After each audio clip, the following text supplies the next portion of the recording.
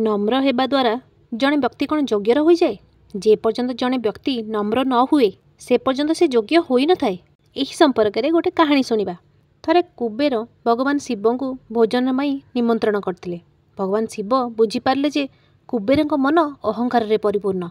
से गणेश को पठाइले। प्रभु गणेश आखि पिछुड़ा समस्त खाद्य सारिदेले। धनपति कुबेर बहुत व्यवस्था कले किंतु से प्रभु गणेश भोक मेंटाई पारे नहीं। तापरे से माँ पार्वती पाखक दौड़िले।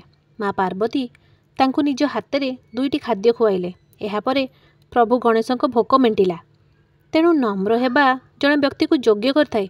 योग्य हबा परे जड़े व्यक्ति टंका रखिया योग्य हो जाए। यही संपर्क में एक ज्ञानर कहानी मध्य अछि। जड़े धनी व्यक्ति पाखरे बहुत धन थिला। से केबे दान किछि खर्च करनथिले। से सबुबेले तांको टंका संचय करिवार नूतन उपाय विषय चिंता करुथिले। किपरि तांकर संपत्ति वृद्धि करिवे सेही चिंतारे से चिड़चिड़ा हो जाइथिले। थरे जड़े साधु तांको द्वार को आसिले। से साधु को किछि देले नाही। साधु जेतेबेले भल भाबरे देखिले से समग्र परिस्थिति बुझी पारले। से व्यवसायी को कहिले जे से तांको ठारू किछि नेबाकू आसी नाहांती।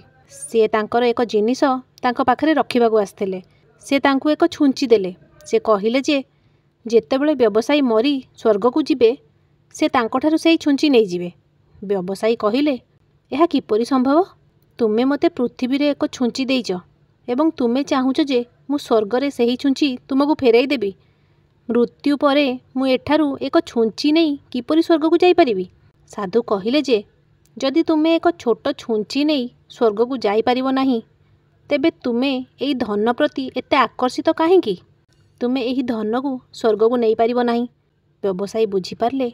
से साधु पाद तले पड़गले। से ही दिन ठारू व्यवसायी गरीब एवं अभावी लोकों पाई तांको धनर द्वार खोलीदेले। सांगमान जदि गपटी भल लगी था प्लीज कमेंट्स रे जणाइबे। प्लीज लाइक शेयर सब्सक्राइब निश्चय करेंगे। जय जगन्नाथ।